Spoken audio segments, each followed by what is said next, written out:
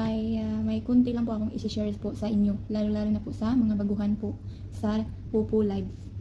So ituturo ko po sa inyo kung paano po mag-trade or makipag-trade sa Pupo Live. So let's go to my screen. Unang gagawin natin guys ay pindutin lang natin yung profile sa kausap natin na makipag-trade. Ayan, pindutin lang natin yan. At pagkatapos, may gift na lalabas.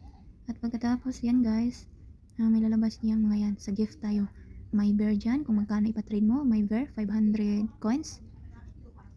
May cola din dyan, 500 coins din. Ayan. At kung 1k yung ipatrade nyo, may 1,000 dyan. Yung love, rose, 1,000 din yan.